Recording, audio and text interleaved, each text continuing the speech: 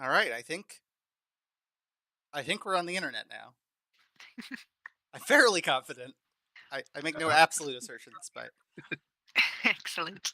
and hopefully, if we're lucky, this time everybody can actually hear us. Maybe, just maybe, we've done this right for once. One can hope. One can hope. All right, all right. Yes, that's right. You did see a Gangs of Waterdeep ad, and we will look forward very much to talking about that in a future But not Grip stream. tonight.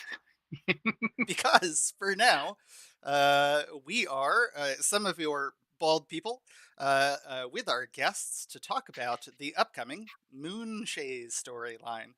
So let's introduce everybody who's on the stream right now really quickly. I, of course, am Ted Atkinson, who definitely does not have the correct Twitter handle, but we'll fix that later.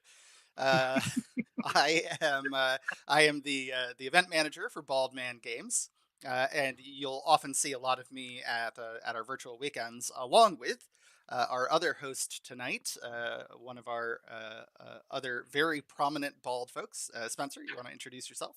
Hi, I'm Spencer. I am one of the online event coordinators for Baldman Games. You definitely see me around because I live in a computer, as you can see, so I'm online all the time. I'm usually around for the virtual D&D weekends and just, on Discord most of the time. Um, and I'm very pleased to be here as well for this. So thank you for joining us. And with us tonight, we have two of our newest coordinators, storyline coordinators. Let's throw it over to Paul to my left on the screen.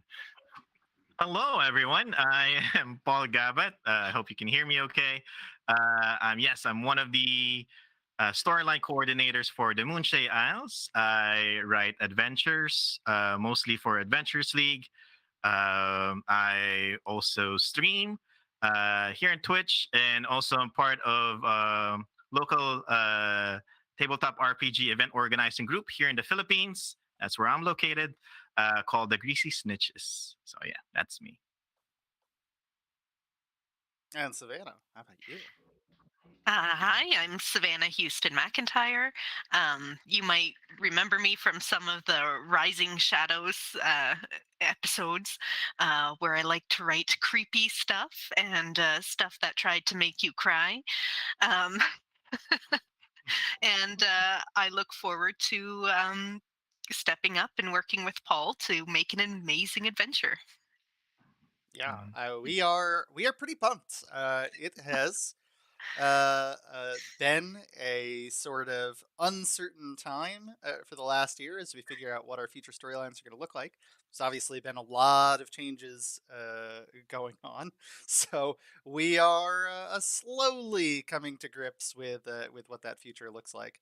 Uh, but let's talk about what we're here for, which is the two of you and this new storyline that we're putting together. So, Spencer, you want to kick us off with our first set of questions? Yeah. So let's talk about just in general who you are, how you got introduced to D&D. Like what is it that brought you here and brought you to this place where you are now? Savannah, why don't we start with you? Well, I've been playing Dungeons and Dragons for 20 years. DMing for about 19. Started like a lot of people in high school, so very awkward games. But then when part of my group moved away, because I attended an international school, I started DMing through IRC, very old school, well before Roll20 or that, and opened up my games to players around the world, which gave me an interesting perspective on other people's play styles and worldviews, which integrated into my storytelling. But I'm a long time player now, as my son would call me, an old player. We'll see. That's great. Yeah, I think a lot of people really did get into D&D in high school. I am much newer to the game myself, but um, long time fan, or short time DM. But Paul, why don't you tell us about yourself? Yeah. I always tell people that I'm a 5E baby because that's where I was able to play D&D a lot. But I started playing high school, played like 2 sessions or 3 sessions, I think. My dungeon master gave me a magical axe, and then it broke, and then there wasn't any follow-up session after that. So for years, I've been tormented and how I would continue that story. And then fifth edition came out. I found a group that I could play with. It was Adventures League. I fell in love with the organized play system, and then all the chaos that came out from it, chaos and order. I absorb it all. So now I'm here. So I guess that sort of answers the question for you of why AL is where you went, right? I mean, that Mhm. was your formative experience. Savannah, what about you though? A particular reason that you ended up gravitating towards AL? So Baldman was actually my first experience with AL. I got an RPGA card back in the day, but could not find any groups in my area to play with. So when Eric invited me on to work on an episode, it was like an instant connection. My first time at Winter Fantasy, I just was enchanted with everyone coming together from all around North America to experience this one story we were telling, and I've just stuck. I've stayed. I just love it. Now you're trapped. I'm Yes. trapped. Yes. That's the Baldwin way. I Once you're in, You know what? I'm fond of saying that we all end up where we are because we were competent at the wrong place at the wrong time, and once they sucker you in, I mean, offer you a beautiful opportunity, then you just got to keep rolling with it, right? Yeah. Right. Right. Uh, Yeah. so, what other sorts of D&D projects have you folks worked with? Savannah, you want to jump in on that? Have you done anything else? Or I guess what's the thing that you spent the most time on? Is it definitely the Moonshaes, or? Moonshaes has definitely been my most writing experience in D&D. Um, Most of my personal campaigns were homebrew, so stories I wove of my own worlds. Um, but um, I've got some other writing in the works in the TTRPG community that aren't Moonshae specific, but I'm not able to say anything about them right now. Right. I know Paul because I know you from before you joined Baldman. You worked on some other things though before the Moonshays. Right. So, what's this? I started actually with the CCC, or Community Created Content Program for Adventures League. So, a lot of people enjoyed A Dragon's Breath, uh, and because of that, I continued writing for and made a trilogy out of it. And then when season 9, like Descent to Avernus, came out, also wrote another trilogy. Um, and then during Dungeon Craft program, basically I like telling my story and sharing it to everyone. And then I got lucky and was contacted by AL to write an adventure for Rime of the Frost Maiden AL storyline. So I wrote 1006, The Fallen Star. So that's where the spell jamming started, guys. It's there. It's there. So it was sweet. You gotta And slip it in early. just slip it in. No, I'm just kidding. And then for Dreams of the Red Wizard, I was also lucky enough to write for what is it? DRW 17. Yes, Expedition to the Supreme Forge. So that one, I tried to make it as hardcore as possible.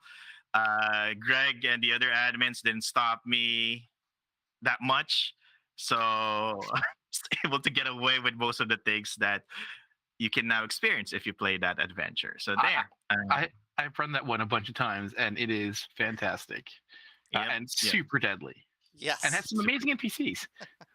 Yep. Some cool cultists there that you might recognize if you play with us with here at Baldman Games.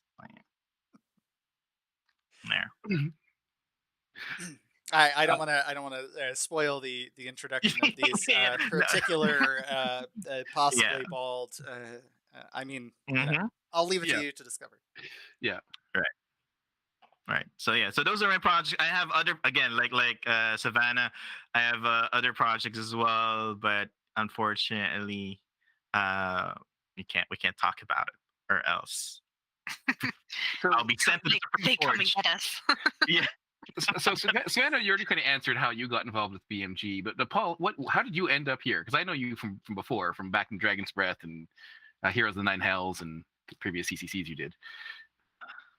I think I got invited, I think, or I just invited myself here to Baldman Games to run, like, do an auto run of the Fallen Star 1006, the Fallen Star, and then it was actually an amazing experience for me because I get to run my adventure to different players, different type of players from all over the world, and I was like, okay, can I do it again? Hmm. And then can I do it again? And then it became like a monthly thing. And now every month, as long as schedule permits, I run games here at Baldman Games. So yeah, as I said, it's a trap. It's kind of like you get attracted here for to do some things, and then they ask you to do more stuff, and then it's so cool. So you say yes, and then you can't get out anymore. Yeah, that's it. So I love it here. Awesome. We are very glad to have you. We're very glad to have both of you. Yes, so Because much. I mean, the Moonshaes are very near and dear to us. We've spent the last few years working our way through the Rising Shadows storyline. So Really now, that's good to know. That means a lot to you guys. I I wonder if how would you react if it disappears or something? No, wouldn't do that. well, I'm not just gonna Maybe. nuke the Moonshaes. No. No, All right. Well, no. let's move from discussing some of your sort of individual stuff to then let's talk about the Moonshaes and the Moonshae Isles. And Mhm. before we get into some of the nitty gritty, I am curious to ask what you think, for you at least, makes the Moonshae Isles a special place. What sort of brings the most joy or resonates the most strongly with you that you think you would love for other people to experience? I think the Moonshaes has a little bit of magic for everyone, with the Fae kind of Viking feeling, the dwarven tunnels, yeah, the giants. There's just so many stories in this collection of islands, and I think it's hard for someone not to find something to love in the story. Um, I think Rising Shadows really reminded me of that and really made me fall in love with the Moonshaes all over again. Um, and I hope I can inspire that in others as Paul and I weave this next chapter. Yeah, yeah. Savannah has been a great help. She's like she knows everything that has happened in the Moon Chase. And for me, when I started in the Moon Chase, um, I'll be honest, it was a bit intimidating because there's a lot of lore. Everyone, there's a lot, and was this also when I started? Um, you figure out, okay, so this has some like heavy Celtic lore, and then but then you have Vikings, you have giants, and then you have people from like you have the from merchant cities coming here, and then start to make me realize that wait a minute, that's actually what makes it fun because everything is here. You have that heavy high fantasy, and then all of a sudden Vikings, all of a sudden giants, and then werewolves are here, and then so uh basically the it's almost limitless, like the amount of story that you can tell here. And you don't have, I guess I approach it wrong, and you don't have to learn everything about the Moonshaes like what I try to do, because Once you start playing an adventure, especially for the Rising Shadows, you start opening your browser, going on a wiki, and say, okay, who's this person? And then it's connected to this person. It's connected to this house, lives on this island, and all the lore. And then there's so much stuff that you can do after playing an adventure. It's like an endless supply of lore, and that's what I love about the Moonshae. So with the different storylines, campaigns, or in the past, there's like a specific thing that they're focusing on. Here we can focus on different parts. It's not gonna, once we stop telling this story, that doesn't mean okay, we can't tell any other story anymore, because as Savannah said, like the islands and everything, the lore and the people that are the peoples in Moonshaes, there's a lot of story here, folks. And hopefully we can tell that in a manner that all of you, or a lot of you, can enjoy. I think that's really excellently said. And I think that for the two of you, being able to see the amount of excitement and enjoyment that you have for the setting uh, Mhm. really sets a lot of high hopes for the rest of us for what we can expect to see. Absolutely, it's clear how much love you both have for this setting. Which brings me to the next question, which is, so we've talked about the previous Rising Shadow storyline, that the epic, of course, everyone knows about it, that lasts for 60 plus adventures. Um, so I'm sure everyone wants to know, because we get asked this all the time, how, if at all, will your new storyline tie into that or build off of that? Um, So we may contain some elements, but Paul and I are looking at doing a little bit of a time jump without giving too much away, within about 5 years or so, which will focus a lot on the healing and aftermath. So the Tony's adventures will be more of an interlude, but that's not to say we won't pick up some story tidbits and continue them forward, and some NPCs, but that will be a more enclosed storyline. Okay. Right. So you don't actually have. I mean, it's great if you can play the Rising Shadows. Uh, Let us join your table if can. But it's not required. So if you're new to the Moonshae Isles, you're new to this experience. This is the best way for you, the best point for you to jump in, and learn about the Moonshaes. As Savannah said, yeah, we're focusing more on recovery and healing after the events of the Rising Shadows.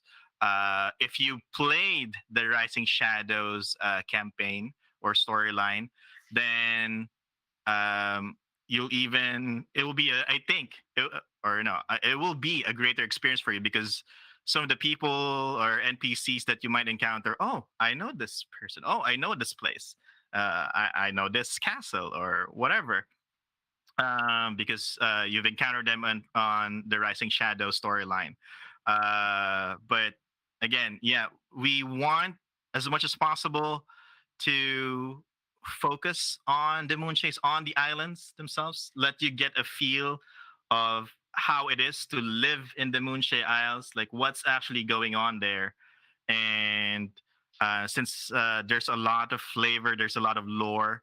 Like when make you take a bite on the adventure, you'll able to savor it, and um, experience everything that's happening there, without focusing on okay, it's gonna be a world-ending event again.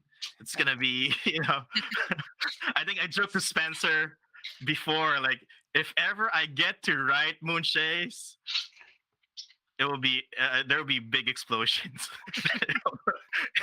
It'll be a singular, like a Moonshae Isle. It's the Moonshae Isles. But I don't know. They still got me for some reason. I didn't tell Dave that part. The Moonshae is as depicted by Michael Bay. Don't worry, I'm not Yeah, letting yeah. him. Yep, I'm good not things letting him about us destroy here. it. Yeah, good things about us here. So yeah, there. Now we know why My Savannah's foot here. down. Yeah. Someone's got to keep him in check. All Yeah, right. when we like the first meeting I have with Savannah, like the way she writes adventures and is almost the same as me. And like she mentioned, she likes to make people cry. It's the same thing. So there'll be a lot of tragic stuff happening here. I hope. Well, not, I don't hope. I think you might have some control over whether or not. It's cloak. It's making me but yeah, it will be again. It's high fantasy. It's focused on the people in the Moonshaes, and yeah, it's just as you get to peek into their lives of what's happening there, their problems. Some of them is just not gonna be as happy as supposed to be. There. Well, that's I am curious to see how this is going to play out. Uh, Me Mhm. too. all right, next big question, and this is one that we've been sort of we for a while we've been wondering what is the new Mhm. storyline actually going to be called, because the our giant previous campaign was called Rising Shadows, of course, and then after that we had the PO moons, or as Spencer sometimes like to call them, the Poo moons, which is a name that I never ever want to hear again. So what should we call this new storyline? So our Mm. new storyline is Malefic Delusions. Ooh. Okay, Yeah. okay. That sounds like a very grand and impressive title. And That may give you a bit of hint of some of the themes of magic we're going to be focusing on, but all Yeah. right. we won't say more than that. It's a secret. It's a very intriguing name that just like fills me with so many more questions that I'm not going to ask right now because I know you can't answer them. We're not allowed. Or we would, I promise. Yeah. Soon you'll I'm not all drunk. see. Yeah. Yeah. If I'm not drunk yet, so I can't say. Yeah, but yeah, the new campaign is Malefic Delusions. It took us a long time to get to that, like one meeting worth of just to get that name. And does But yeah, this actually include elements of the PO moons, or are we kind of leaving those as a transition between Rising Shadows and Malefic Delusions? So they're more of a transition. So it won't be a direct continuation. This will be a relaunch of the Moonshaes, led by Paul and I. All right. It's got to be nice to have a little bit of that open space, but also I don't know, maybe a little scary, or just you are launching into something totally new, and so I guess we're gonna have to find out what that is, since you can't tell us yet. Yeah, Paul yeah, and I are very excited. yeah. And what's it's a scary thing now. When we were chosen for this, but then knowing that I have a partner in this, so if I screw up, I plan to make Moonshaes explode. Savannah's there to stop me, and it's vice versa. Uh, so I know that um, the quality of it, uh, of at least that storyline, will be good because it's not just me. There's two of us here, and we meet a lot, we talk a lot, we exchange ideas, try to make it better, um, and we jive right away at our first meeting. So We're equal partners in it, and I think, I don't know, in the first meeting, Paul and I were talking about our inspirations and all of that, and we were like, "Oh, we're the same person. This is great! Great, we have the exactly. same storytelling focuses." So, um, and we just mesh really well together, just like Paul said. Hmm. That's awesome. Yeah. And obviously you're working with or at least you've been talking to Tony and Eric, I assume, in order to figure out where they left things off, what sort of story beats might have been interesting to explore or follow up. Oh yes, certainly. And they'll be going over our pitch document before it heads to the big leagues as well. Um, mm, to point out inconsistencies, though Paul and I have been very careful about following the lore they've set, in addition to older lore as well. Hmm. Right. There's a lot of resources. I've drowned myself with all the previous edition books, the novels and everything. People get mad at me when I say for folk instead of folk. There's audiobooks. Yeah, but I got used to that. So it's gonna be like a GIF thing now. Uh, we'll see. But Uh, yeah. all right, so as you're working on these, where is your inspiration coming from? Like, what are you drawing on to come up with these story ideas uh, to make this feel like the Moonshae Isles? Oh, I draw a lot of inspiration from Celtic lore, specifically for Fae when I'm writing adventures. Um, uh, I also worked in a theater for 15 years, and my mother did before me. And whenever she couldn't get a babysitter, she would stick me in the audience. So I grew up on Midsummer Night's Dream and all of those uh, English fairy tales, and I get a lot of inspiration that, as well as from modern media and anime. But I would say that would be my roots I'm pulling from uh, Hmm. for writing fantasy. Yeah, and that's where I come in, where my inspiration is more on the anime side and more on the video games, Hence the and explosions. yeah, yeah. And there's this. There's a lot of games and gotcha games and animes that are, focused on Celtic lore, but it's like blown like over the top kind of shows.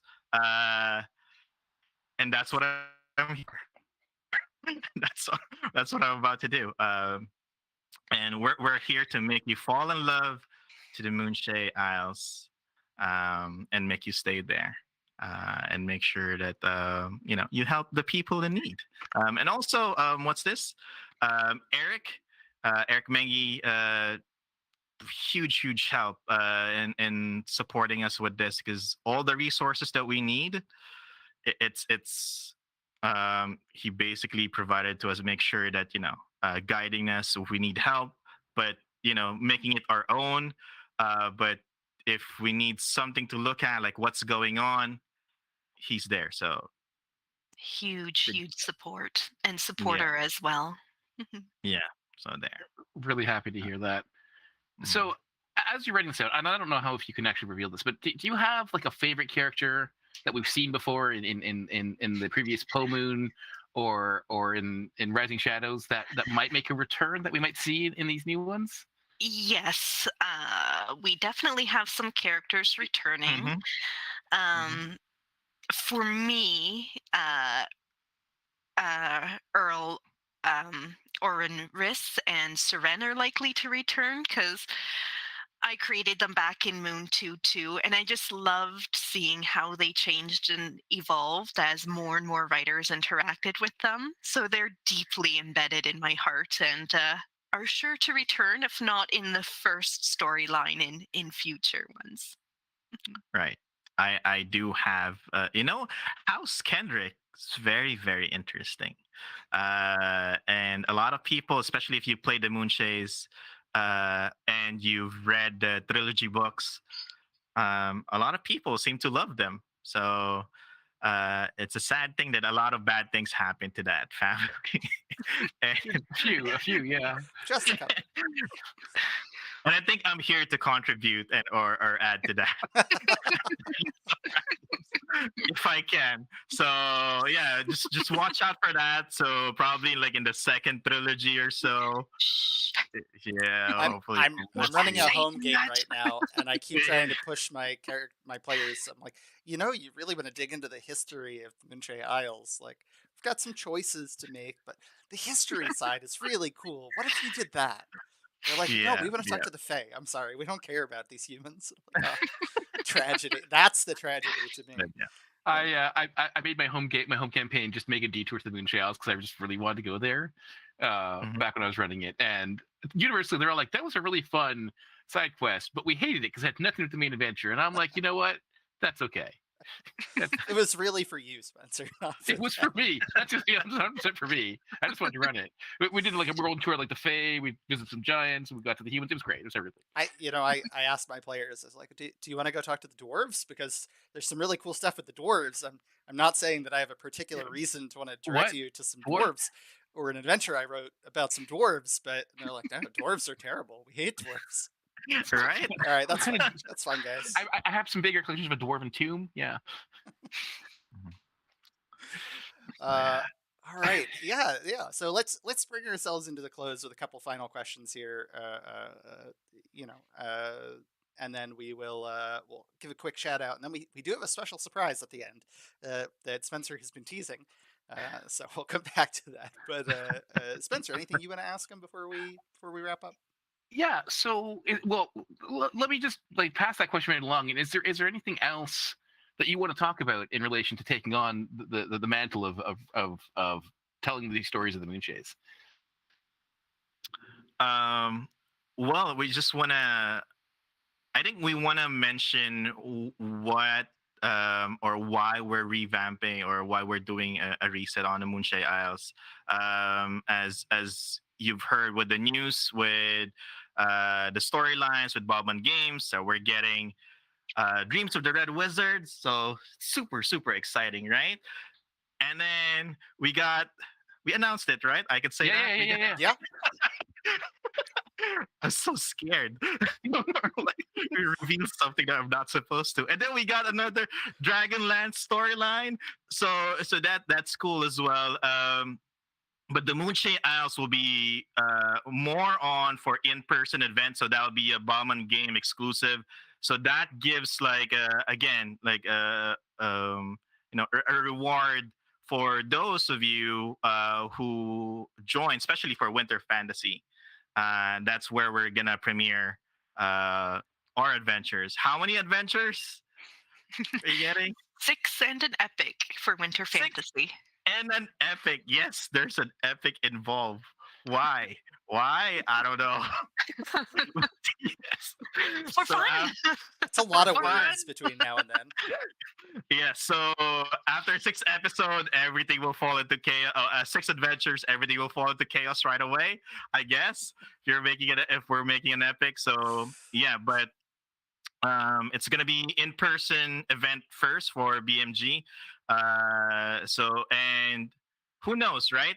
After Winter Fantasy, all other Ballman game events that we have, Origins, Gen Con, we might have more for you, right? Mm, Maybe another epic. Why not, right? yes. Well, Few more adventures. I don't know. yeah, why not? We'll So see what the cards we hold. But yeah. before I ask, So I was say before I ask the same question to you, Savannah, one thing I just want to say for everyone who's watching is that these are definitely in person first. If you're an online only player, we will eventually bring them to the online games. You just have to yes. wait a while. You're not going to get to play them. You just have to be patient. But you will get Dragonlance first. So Yeah.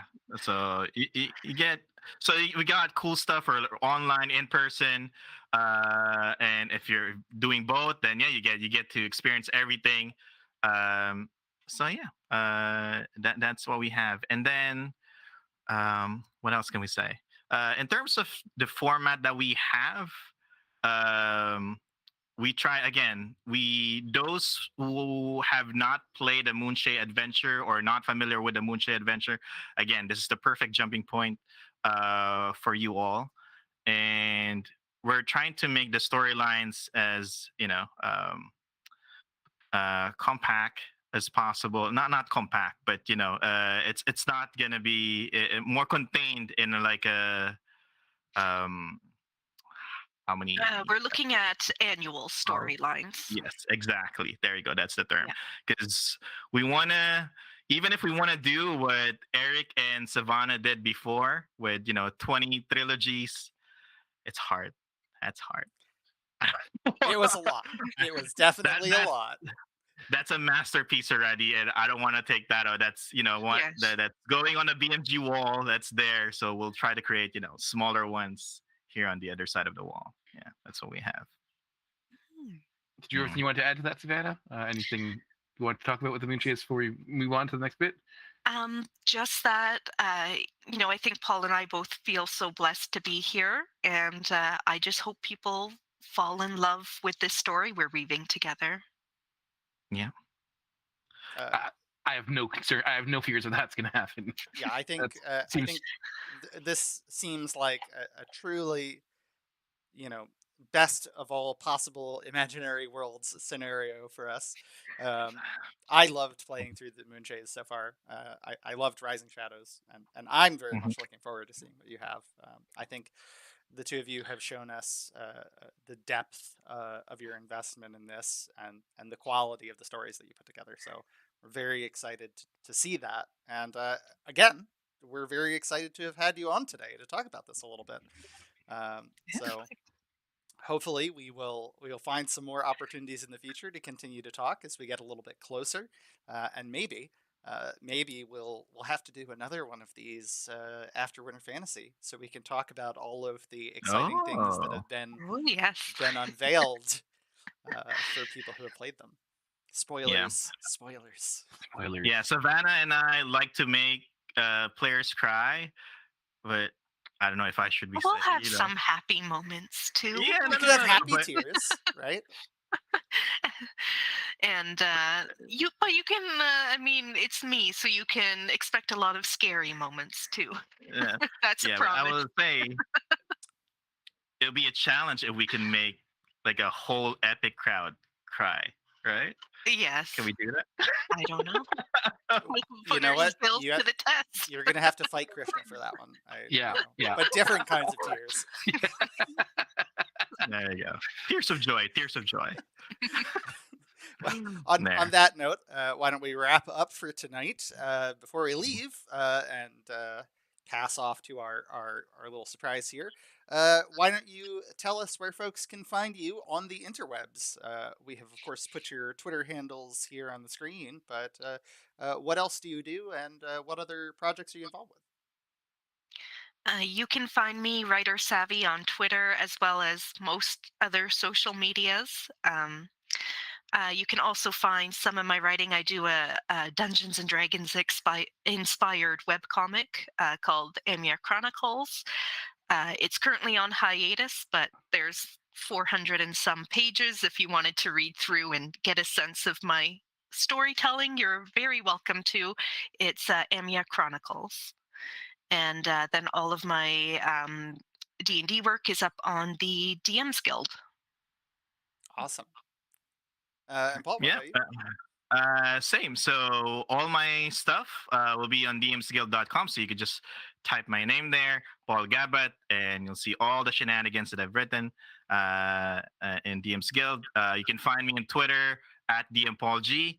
Also on Facebook at DMPaulG, because apparently in the Philippines, Facebook is really big. So we're stuck with that. What else? Also, like I mentioned, I'm part of a local TRPG event organizing group called the Greasy Snitches, and we stream every Thursday, or we try to stream every Thursday morning Eastern, right? Yeah, so yeah, Thursday morning Eastern time, called Misadventures with the Greasy Snitches. So there, follow us, me and Savannah, and Twitter and everywhere else, and based on how we talk here, we might leak more stuff. You know, easy to bribe. Just remember, Dave Easy. is always watching. Yeah, so I'm looking at chat Eternally. like trying to be careful, but All right.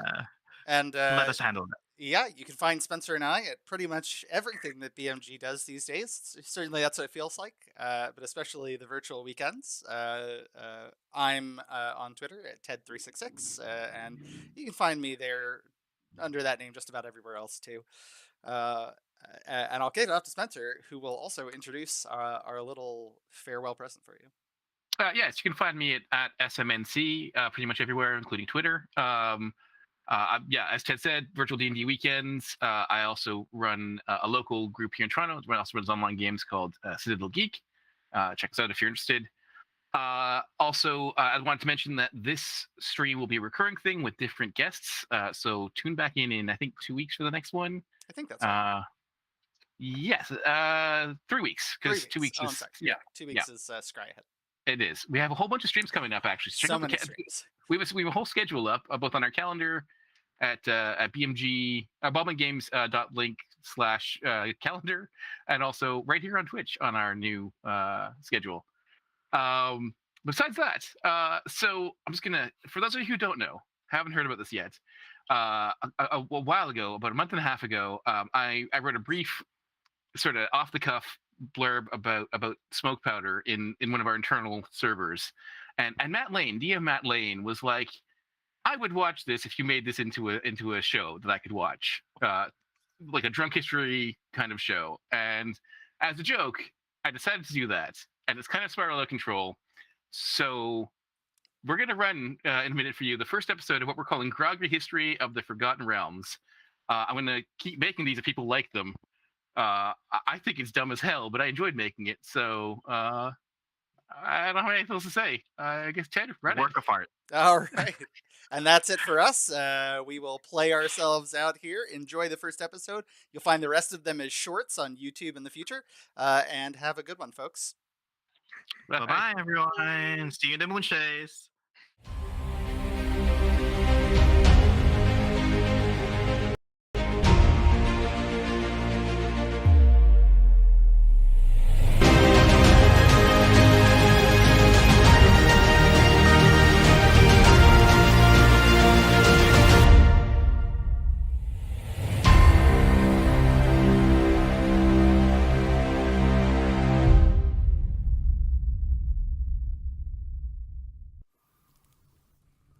All right.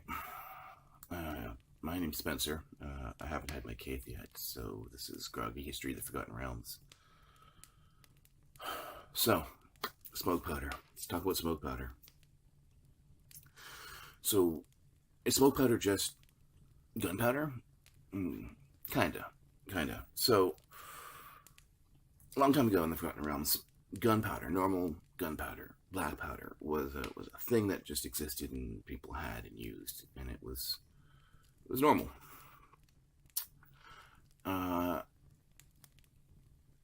Most of the people who used it were worshippers of a god named Gond. Gond is the god of innovation, of creation, of invention.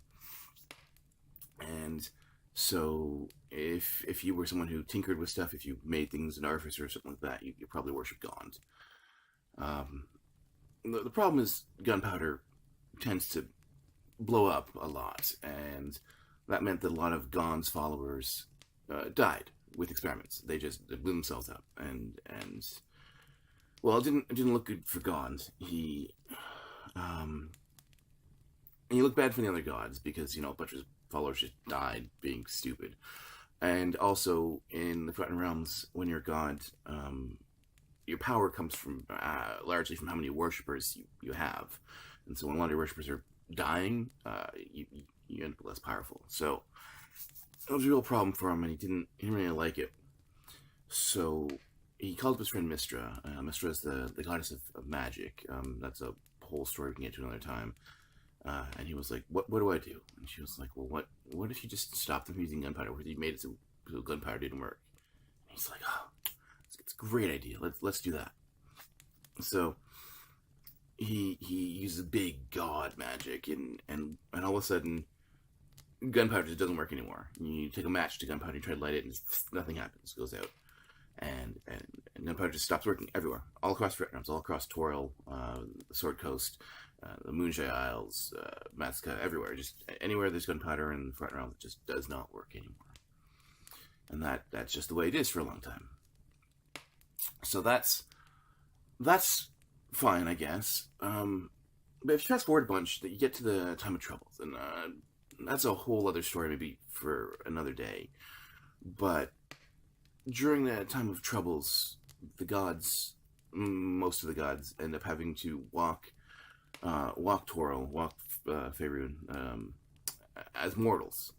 They're kicked out of their heavenly domains, and they have to be people, just humans or whatever, walking the earth, just like anyone else, including Gaunt. They're vulnerable. They're just fleshy meatbags like the rest of us.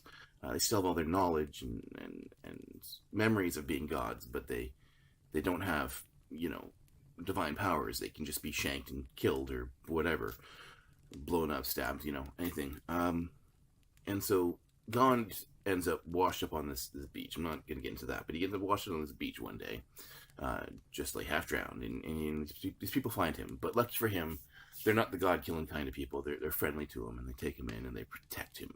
They protect him from other people who do want to kill him, because he has some enemies. And he's like, y'all are pretty cool. I want to do you a favor. What can I do for you? And they're like, well, Gun, we love gunpowder here, but, like, it doesn't work anymore. Like, it hasn't worked for a long time now. And he's like, I got you. You seem pretty responsible. I don't think you're going to blow yourselves up too much. I'm going to teach you how to make magical gunpowder. And I'm like, what do you mean? He's like, well, I'll show you this recipe. It's something I came up with just in case. And it works exactly like gunpowder. You put it in the same gun.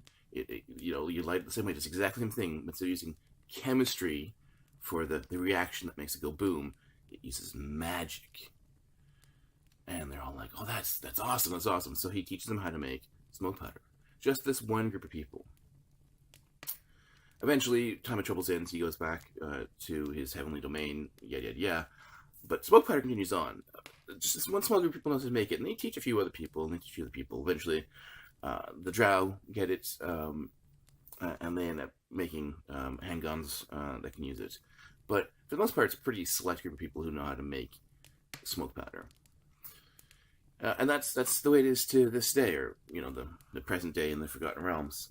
So, if you're out in wild space beyond the crystal sphere or the realm space of the Forgotten Realms, the system that around Toril, gunpowder works fine. Gaunt has no power there, so if you find some gunpowder out in your Spelljammer adventures, you can use it. It'll blow up. Works perfect. But as soon as you cross that boundary from the astral sea back into the wild space system known as realm space, the crystal sphere around Toril, all of a sudden Gon's influence exerts itself, and smoke powder just won't work. The magic, the big god magic that keeps it from working, just goes back into effect, and it just turns into normal, boring black powder, like just a black powder, not black powder like smoke powder, like just nothing. It just doesn't do anything, and you gotta switch to using smoke powder instead. So you have to go find a way to trade in your gunpowder for smoke powder. But outside, it works, and that's the way it is. So that's smoke powder. So enjoy your spell jamming, and we'll do this again sometime. Thanks.